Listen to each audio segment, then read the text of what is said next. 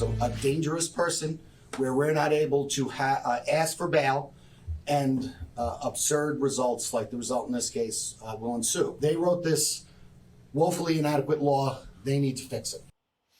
Long Island District Attorney Ray Tierney slamming state Democrats after suspects charged with dismembering bodies were released under state bail laws. Suffolk County District Attorney Ray Tierney joins us now. So, Ray, help us understand this case. So you've got some individuals, 4 of them, who are accused of dismembering 2 separate bodies, and you can't keep them in jail under current bail standards. Sure. We charge them with hindering prosecution. We charge them with tampering with evidence, and we charge them with concealing a human corpse.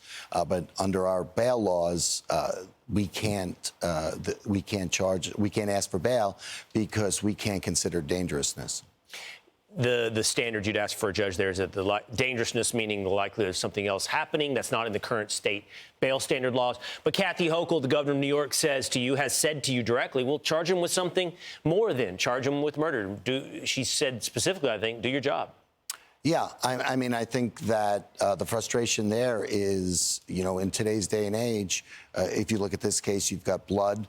Blood means DNA. You have to get all that analyzed. That takes time. You've got phones. You've got license plate readers. You got video. All of that evidence has to be culled through, and that's just some of the evidence. That takes time. What we were able to do is we were able to put the concealing and the tampering case together rather quickly, 7 days after the bodies were found. But that's not enough under New York state law, again, because we can't consider dangerousness. Yeah. And I mean, I think for anyone watching, it's a question of whether or not, you know, people who have dismembered a body should remain behind jail while their case is pending, or the state laws might be, off. Who's doing their job? That's the question. I've enjoyed having you on in the past. You know, I have a particular curiosity about the Gilgo Beach serial killer, alleged Rex Heuermann. It's been some time since you and I last spoke. Do you have any updates on the case of the Gilgo Beach serial killer? So between now and the time we last spoke, we've charged a 4th murder, the murder of Maureen Brainerd Barnes, and we were able to do that. We're using cutting-edge DNA, nuclear DNA, so we have very strong results with regard to the DNA.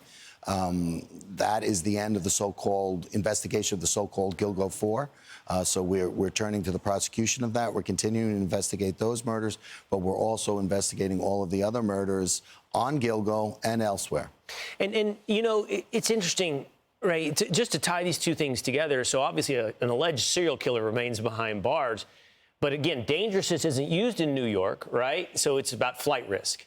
Yeah, so the alleged serial killer in that case was kept under bail, kept on bail or remanded without bail because of a risk of flight, and that's the sort of legal hocus pocus you have to do in New York State, where everyone cares about dangerousness, but we have to argue risk of flight. Just really quickly, do most states factor in dangerousness when it comes to bail standards? Federal system, you could ask for dangerousness. 49 out of the 50 states, you could ask for dangerousness. 49 out of 50 states, that's a factor in whether or not you keep somebody in jail, but not New York. Illinois might be different. They might have changed, so it might be 48 out of 50, but it's either 48 or 49 out of 50. So this is the one state, maybe excepting Illinois, where dangerousness doesn't factor into whether you're allowed to keep an alleged criminal behind bars. And it results in absurd results, which we see here. Wow.